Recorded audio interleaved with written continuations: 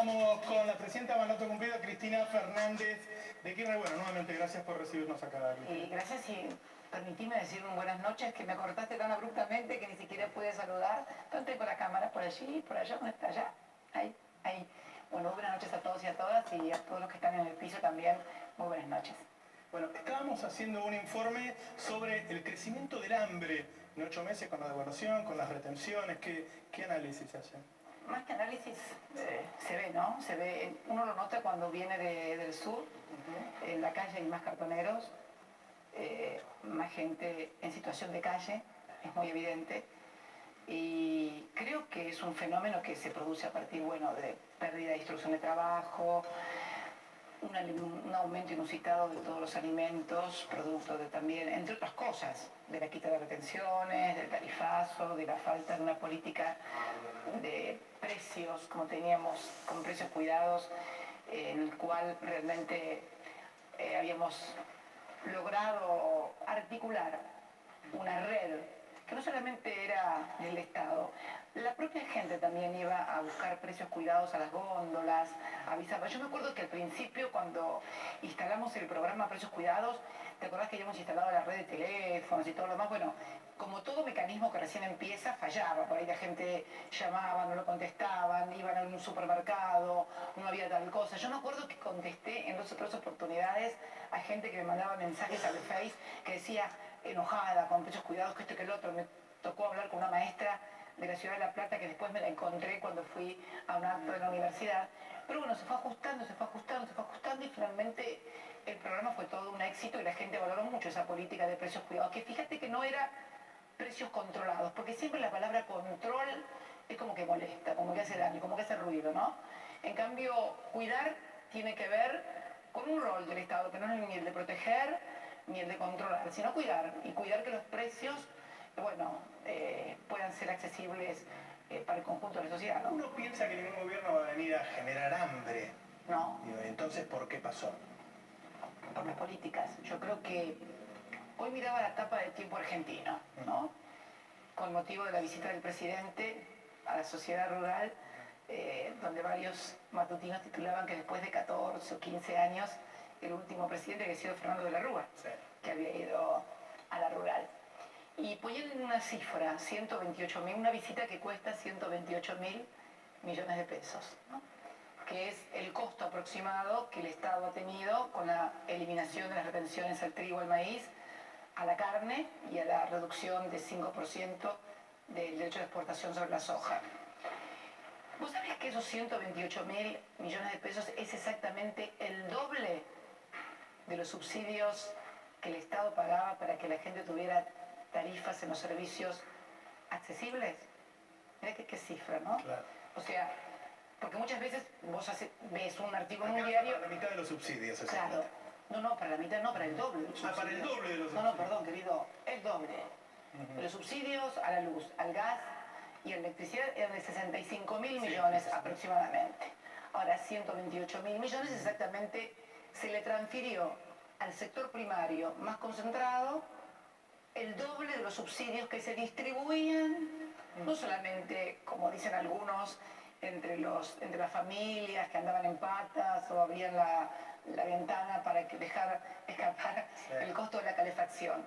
Esos subsidios también iban no solamente al consumo, iban a la inversión y contra la inflación, porque además de subsidiar a la familia, subsidiábamos a los comercios y subsidiábamos a la industria. Con lo cual, cuando vos estás subsidiando a la industria y al comercio, en materia de tarifas, no lo estás haciendo al consumo, lo estás haciendo en inversión, porque entonces el comerciante o el industrial, en lugar de gastar ese dinero en la tarifa de electricidad o en la tarifa de gas, lo gasta en inversión, también en un poco de rentabilidad, y por lo tanto no te lo transfiere a los precios bajo la forma de inflación. ¿No fue mucho 12 años con las tarifas congeladas, con el resto de los precios subiendo? Es que no es así, no estaban congeladas. El gas, no, tampoco teníamos... Vos acordate que teníamos un cargo inclusive que se variaba, sí, y que se premiaba al que gastaba menos, que realmente era muy criticado y tuvo columnas enteras de varios matutinos que eran de la oposición y que son oficialistas, criticándonos el tema del cargo. Pero vos no te olvides una cosa, Navarro, que es muy importante. La cantidad cantidad de usuarios que había en el 2003. Yo debo tomar el área metropolitana fundamentalmente, no lo que es Gasban, Metrogas, Engas y Edenor y Edesur. Bueno, mira, cuando nosotros llegamos en el 2003, le aumentamos hasta el 2015 a las eléctricas un 73% de clientes. ¿Escuchaste? 13.700.000 clientes entre Edenor y Edesur, que es Capital Federal y todo Gran Buenos Aires, la región metropolitana. Y a Gas, Gasban y Metrogas, un 40%, 8,5 millones de clientes, de usuarios. Eliminamos la morosidad. Cuando nosotros llegamos había mucha morosidad, mucha gente que no podía pagar las facturas. Y entonces le incrementamos el consumo, el gasto, la inversión a esas empresas. Y además la gente gastaba más también, porque, a ver, compraron mayor cantidad de artefactos, en fin. Y no había un subsidio diferenciado para el interior y para la región metropolitana. El megavatio que Camesa le vendía a Edenor y a Edesur era el mismo megavatio, el mismo precio que le vendía a EPEC en Córdoba y que le vendía a la empresa provincial, por ejemplo, en Santa Fe. ¿Qué hacían los gobiernos provinciales? En lugar de subsidiar a sus clientes, a los cordobeses o a los santafesinos, las empresas provinciales gobernadas por los gobiernos provinciales cargaban tarifa y hacían caja con esa tarifa que quedaba en la empresa o quedaba para el gobierno. Y lo que es peor todavía, muchas no le pagaban ni siquiera a Camesa el precio de la energía. Por eso hay muchas provincias que tienen deuda con Camesa. O sea, le cobraban a los cordobeses y a los santafesinos a precios muy altos las tarifas y se quedaban con las diferencias porque tampoco por ahí le pagaban a Camesa. No era que el gobierno nacional hacía una diferencia entre el país del interior, el país profundo y la región metropolitana. Eran las administraciones locales las que recargaban las tarifas. Pero eso que lo podés ver como una cuestión de... tenía que ver con el concepto de consumidor, con el concepto de consumo, con el concepto de salario indirecto que también representa para un salario una tarifa diferenciada. Pero también estuvo la oportunidad de renunciar al subsidio. Porque nosotros, por ejemplo, eliminamos el subsidio para todo lo que es Recoleta, Puerto Madero, los countries y barrios cerrados, el barrio de la isla, y luego también para las telefónicas, para los hipódromos, los casinos, financieras, aceiteras. Todas las actividades económicas que tenían una súper rentabilidad se les fue eliminado el subsidio. Eso fueron aproximadamente unos 4.500 millones de pesos que se eliminaron en subsidios. Y se le dio al resto la oportunidad de renunciar al subsidio, ya que se criticaba tanto el subsidio, ya que había tanta gente que estaba disconforme con el subsidio. Bueno, renunciar al subsidio. Adivina cuántos renunciaron al subsidio. Dame una cifra. Sí, pero... Dame una cifra. Yo te dije recién, yo recién te dije, en la región metropolitana te hablé de 13.700.000 usuarios 10%, en la luz y te hablé de 8,5 millones en gas. Contame cuántos... 10%, 1.300.000. No. A ver. Dale. Sí, no sé. ¿Cuánto? 33.200 personas. Entre ellas, igual yo creo que es una potestad del Estado. Entre ellas, yo creo que lo tiene que entre ellas decir mi el Estado. madre y mi hermana, que son jubiladas, que viven en la misma casa de siempre, en La Plata, y que renunciaron. A ver, yo creo que se creó un sentido común, porque el subsidio era también una política destinada fundamentalmente a orientar mayor plata al consumo, a mayor inversión también. Muchas veces, charlando con el ministro de Economía y con otros colaboradores, con el ministro de Planificación, hablábamos, por ejemplo, si se le podía sacar el subsidio a Luar, Guatechín, por ejemplo, que son mega empresas.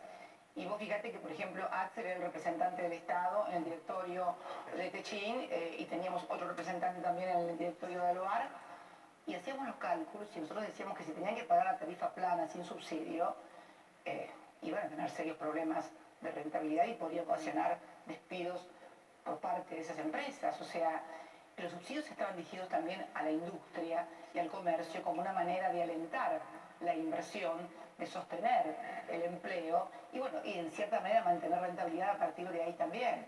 Por lo tanto, concebir el subsidio como una política únicamente direccionada hacia el consumo de la gente es equivocado. La mayor parte iba también a subsidio a los comercios y el subsidio a la industria, porque había una política de industrialización en el país y de mantener la actividad económica y el consumo. Y además pues somos capitalistas. Yo no entiendo a estos capitalistas que no quieren que haya consumo. Si por algo alguien quiere ser capitalista y vivir en un mundo capitalista, es para consumir, para pasar hambre y ser infeliz, nadie. La noticia de estos días fue que en mayo se perdieron 40.000 empleos, van 180.000 en total, desde que está el gobierno de Cambiemos, pero los 40.000 de mayo impactaron de los formales, incluso de los formales. Que da la es que yo creo que en realidad es mucho más la destrucción de trabajo informal que el del formal. Y vos vas a ver que al cabo del tiempo esa destrucción del trabajo no registrado, del trabajo informal, la eliminación de la changa. En la provincia de Buenos Aires, por ejemplo, en el conurbano desaparecieron las changas. Y vos dirás, ¿qué es la changa? Y la changa es lo que mantiene el motor de la economía también. Porque la informalidad, que siempre en Argentina llegó a estar en un 50 y pico por ciento, y nosotros le redujimos a un 32%, bueno, ese trabajo informal que se ha destruido no ha sido cuantificado. ¿Y sabes dónde va a terminar impactando todavía mucho más? En el trabajo registrado. Eso se va a notar más en el último trimestre y el año que viene. Porque todo ese trabajo informal no registrado, ese que hacía trabajos de jardinería, de pintura, de viñería, de changas en una plomería, cambiar las chapas, una manicura, una peluquera, el trabajo todo informal, era el que alimentaba el comercio del barrio, que era el que compraba el producto terminado de la industria, porque es todo un eslabón, una cadena. Y cuando vos rompes alguno de los eslabones de la cadena, como el mecanismo de una relojería, en algún momento el reloj deja de andar. Y vos te das cuenta primero, porque los invisibles, que son los no registrados, que son los que primero lo sufren, después terminan provocando la eliminación de los trabajos registrados, que es lo que se comenzó a notar ahora, y yo creo que se va a notar más todavía más adelante. Desgraciadamente. Y sí, porque se está rediseñando la economía. A ver.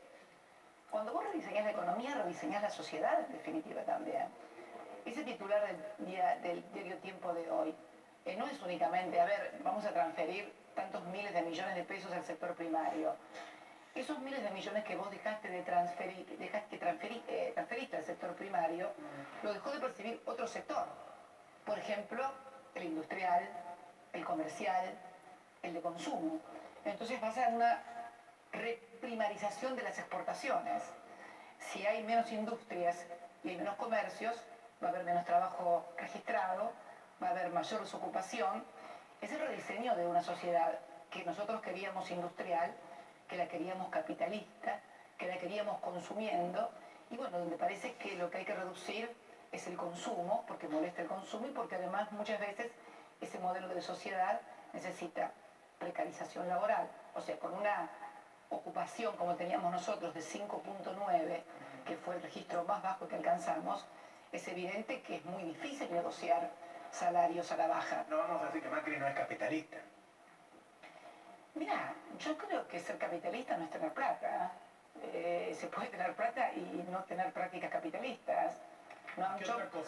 Noam Chomsky lo explica muy bien. Y bueno, hay sectores que piensan que, por ejemplo, los sectores primarios son los que impulsan y dinamizan la economía, y que no es el sector industrial, que no es el sector comercial, que no es el sector científico generando con nuevas tecnologías mayores puestos de trabajo y mayor calificados.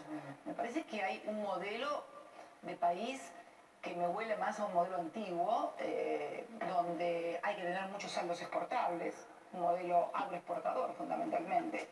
Entonces, cuanto menos consumo interno haya, mejor, porque puede exportar más trigo a precio internacional, porque acá no me lo van a poder pagar a precio internacional. No elecciones, Cristina. Bueno, yo creo que hay una visión